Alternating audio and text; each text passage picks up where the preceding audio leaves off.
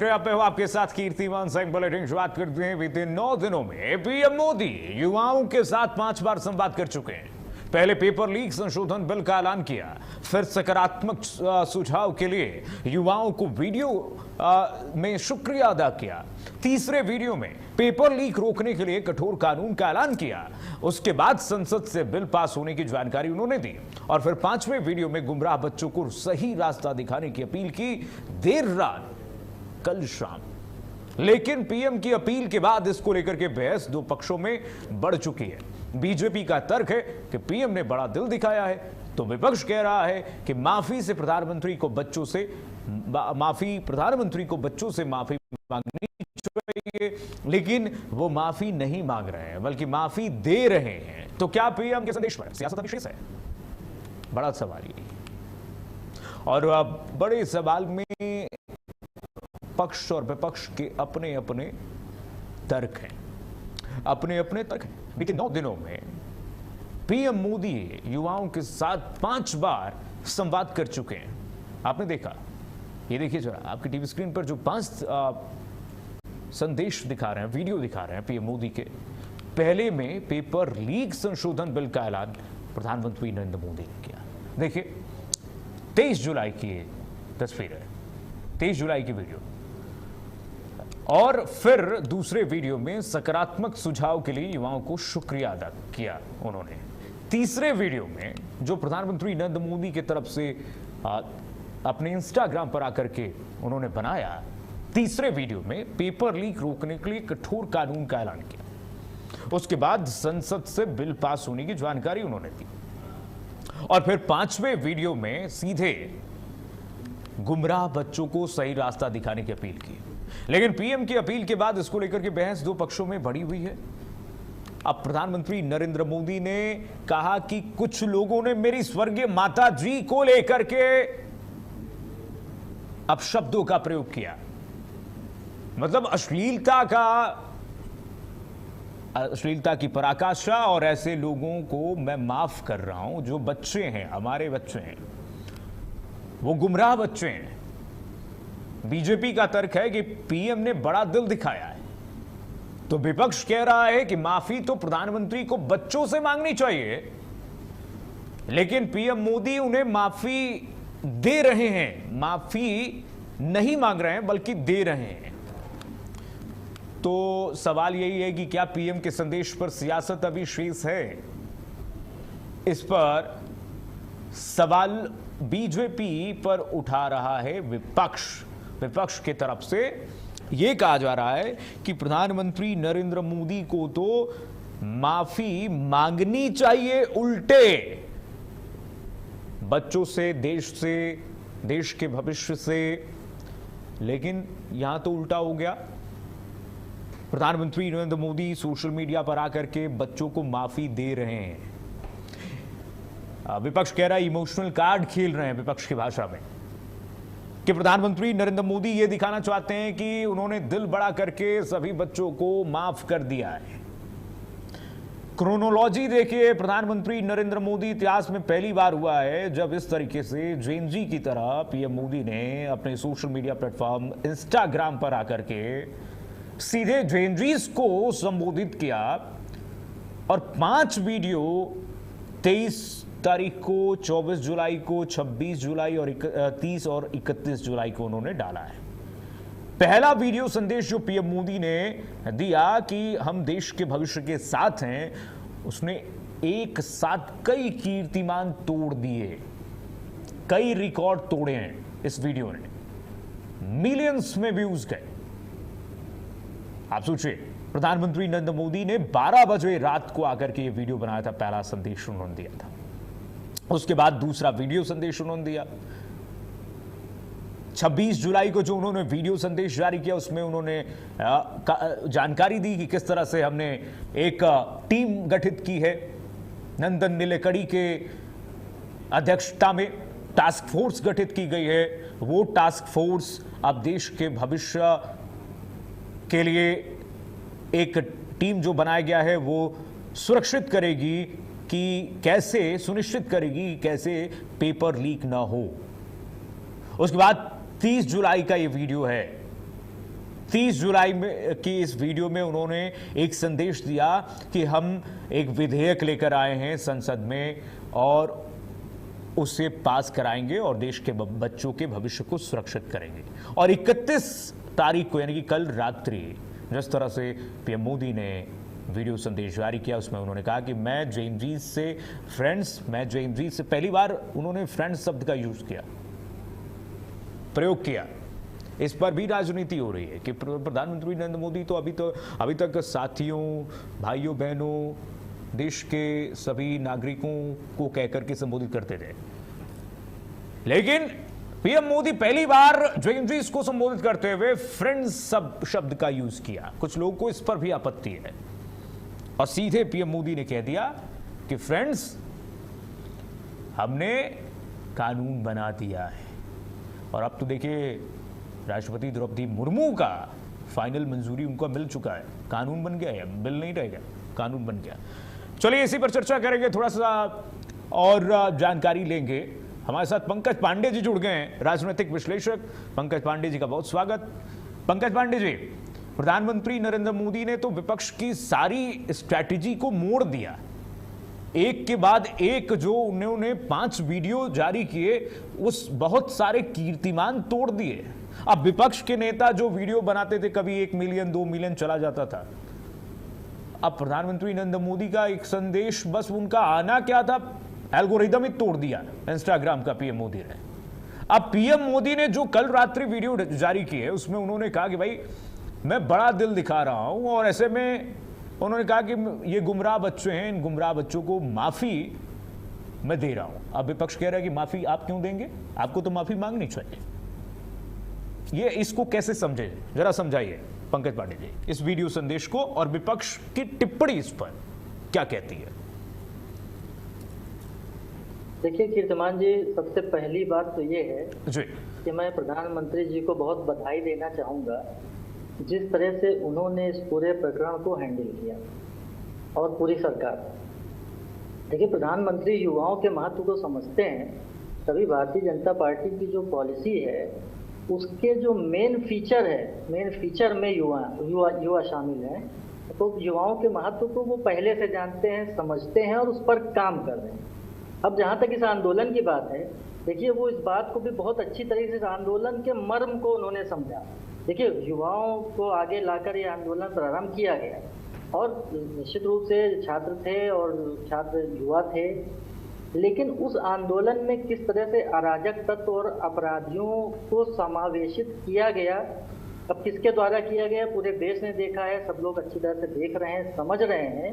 और कुछ लोग जो उस समय भी भावनाओं में बह गए थे उनको भी बातें अब अच्छी तरह से समझ में आ रही हैं। तो इस बात को समझते हुए, युवाओं के भविष्य को देखते हुए प्रधानमंत्री जी ने बहुत ही लचीला रुख अपनाते हुए एक बहुत अच्छा मार्ग चुना, जो मार्ग होता है संवाद का। और उन्होंने देखिए प्रारंभ से ही, आपने भी अभी इंगित किया कि जैसे ही ये आंदोलन शुरू हुआ उसके बाद उन्होंने अपना पहला जो वीडियो था, वीडियो संदेश के माध्यम से युवाओं से संवाद करना प्रारंभ कर दिया। और संवाद का माध्यम किसको चुना, वो माध्यम चुना जिससे युवा ज्यादातर जुड़े रहते हैं। बड़ी संख्या में आजकल युवा इंस्टाग्राम सोशल मीडिया से जुड़े हुए हैं, तो उस माध्यम को चुना। संबोधन भी देखिए आपने इंगित किया कि उन्होंने फ्रेंड्स कह के संबोधित किया। उन्होंने ये बताया कि देखिए हम आपके मित्र भी हैं, हम आपके गार्जियन अभिभावक तो हैं ही, हम आपके मित्र भी। और इस तरह से संवाद करते हुए जिस तरह से उन्होंने युवाओं से बात किया, अपनी बात को रखा, तो निश्चित रूप से इसका बहुत बड़ा असर पड़ा। अभी आपने बताया कि मिलियंस में उसके व्यूज रहे, तो युवाओं ने बड़ी संख्या में उसको देखा। उसमें ऐसे भी युवा थे जो कुछ जिनके मन में कुछ चिंताएं रही होंगी, समस्याएं रही होंगी, उन्होंने भी उसको सुना समझा। और उन युवाओं ने भी उसको देखा सुना समझा जिनके मन में पहले से स्पष्टता रही होगी। साथ ही केवल युवाओं ने ही नहीं सुना, उनके अभिभावकों ने भी सुना होगा।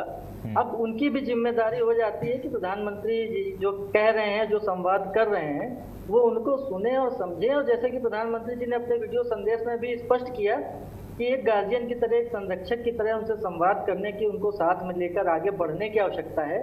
तो अब ये युवाओं के गार्जियंस की, जेन ज़ी के गार्जियंस की भी जिम्मेदारी है कि वो अपने जो उनके बच्चे हैं उनको पूरे मर्म को समझते हुए जो चीज प्रधानमंत्री कह रहे हैं, जो जो उनकी सदिच्छा है, उसको समझते हुए उनको समझाएं, सही मार्ग पर लाएं और आगे बढ़ने का काम करें। और जहां तक संवाद की बात है तो निश्चित रूप से संवादहीनता जो होती है वो कई तरह की समस्याओं को जन्म देती है। तो संवाद तो पहले से भी चल रहा था, लेकिन अब प्रधानमंत्री जी ने एक विशेष मार्ग चुन लिया है कि जिस पे युवा जुड़े हुए हैं, जिन चीजों में युवाओं की रुचि ज्यादा रहती है, उन माध्यमों से जुड़ के और उन्हीं की भाषा में, जेन ज़ी की भाषा में ही उनसे संवाद कर रहे हैं, पहली बात जी। दूसरी बात, आपके प्रश्न में जो एक प्रश्न का एक अंश शामिल था जी। कि जैसे विपक्ष मांग कर रहा है कि प्रधानमंत्री जी युवाओं को क्षमा कर रहे हैं और प्रधानमंत्री जी को युवाओं से खुद क्षमा मांगनी चाहिए। तो बहुत सारे प्रश्न खड़े होते हैं। देखिए, विपक्ष अभी भी चीजों को सही तरीके से समझने को तैयार नहीं है। भारत का विपक्ष अभी भी वही काम कर रहा है जिसके कारण विपक्ष नेपथ्य में चला गया है। अभी भी चीजों को समझने का प्रयास नहीं कर रहा है। वो देश की जनता को अभी वही समझ रहा है सन 1990 के दशक के पहले वाली स्थिति में समझ रहा है, जब लोगों को कुछ पता नहीं होता था, जानकारियों के माध्यम कम हुआ करते थे। आज स्थिति ये है कि जानकारी के तमाम माध्यम उपलब्ध हैं, सोशल मीडिया है, समाचार पत्र हैं, टीवी चैनल हैं, इसके अलावा बहुत सारे माध्यम हैं जिनके माध्यम से लोग जानकारी भी प्राप्त कर लेते हैं और एक तरह से शिक्षित भी हो जाते हैं। तो अब लोगों को गुमराह करना इतना आसान तो नहीं है जितना भारत का विपक्ष आज भी समझ रहा है। तो विपक्ष को मर्म समझने की आवश्यकता है। प्रधानमंत्री जी क्षमा मांगेंगे क्यों? प्रधानमंत्री जी को क्यों क्षमा मांगनी चाहिए?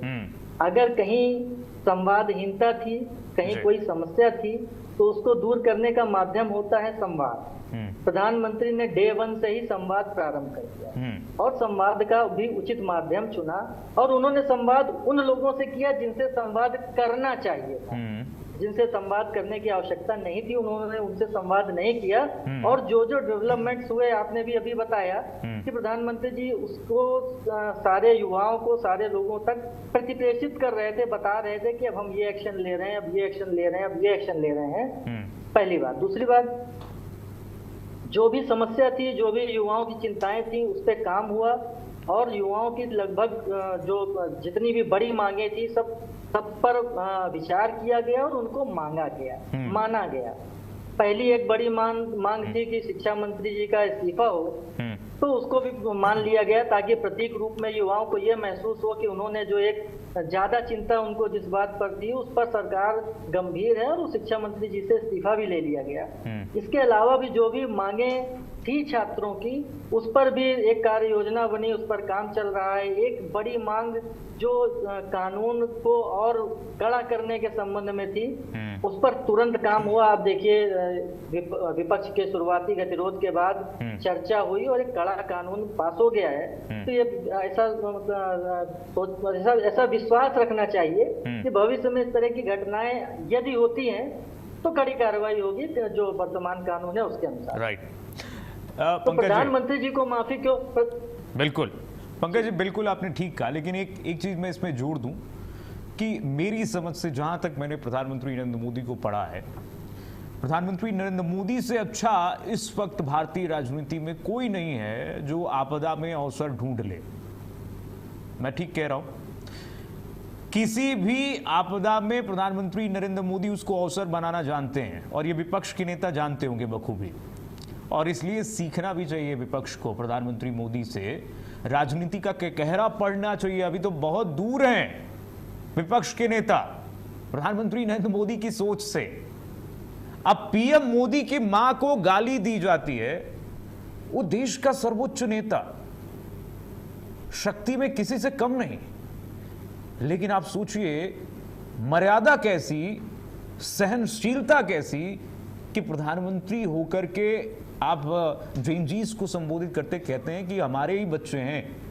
जीभ और दांत एक ही मुंह का पार्ट होता है, जीभ कट जाए तो हम उसे निकाल के फेंक थोड़ देते हैं, दांत को तोड़ते थोड़ी हैं।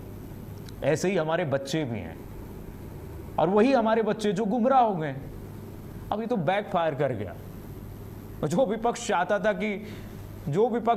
था कि जेएनजीस इनके खिलाफ हो जाए। अब इस वीडियो से आपको नहीं लगता सर कि जेएनजीस अब खिलाफ क्या प्रधानमंत्री नरेंद्र मोदी के साथ हो जाएगा? जी देखिए, मैं सबसे पहले एक वन लाइन रिमार्क दे दूं। जी स्वतंत्र भारत के इतिहास में, वर्तमान में और मुझे लगता है हो सकता है भविष्य में भी, जी प्रधानमंत्री नरेंद्र मोदी जी जैसा दूरदर्शी नेता हुआ तो नहीं है और भविष्य में होगा ऐसा मुझे नहीं लगता है। वो उनकी जो सोच है वो आप ये बहुत समझिए, उन्नत वो है। भविष्य में पता चलता है कि उन्होंने उस समय क्या सोचा था, पहली बात।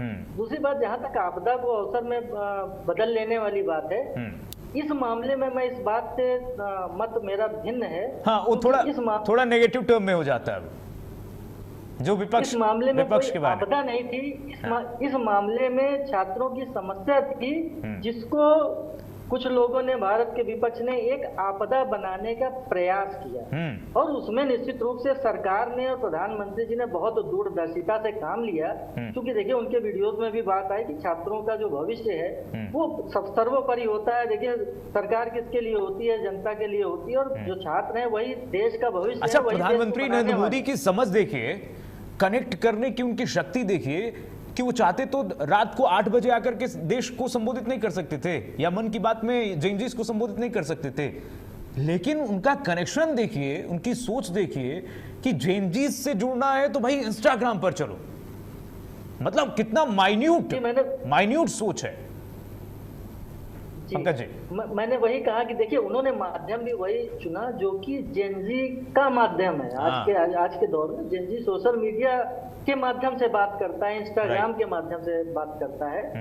प्रधानमंत्री जी ने वही माध्यम चुना जिसको जेनजी पसंद करता है, जिससे जेनजी कनेक्ट होता है। और आप देखिए, उन्होंने जो संबोधन किए फ्रेंड्स, दोस्तों, तो उन्होंने ये बताया कि देखिए, हम आपके संरक्षक, आपके अभिभावक तो हैं ही, करेक्ट, साथ में हम आपके मित्र भी हैं। और मित्र जो होता है वो मित्र का हमेशा अच्छा चाहता है, वो ये हर परिस्थिति में वो अपने मित्र के साथ होता है। हाँ। और यही भावना प्रधानमंत्री जी ने अपने अंतिम वीडियो में दिखाई भी। हाँ, देखिए, जिस तरह से वहां का घटनाक्रम चला, कोई सामान्य व्यक्ति होता तो स्वयं जाके मुकदमा दर्ज करा देता।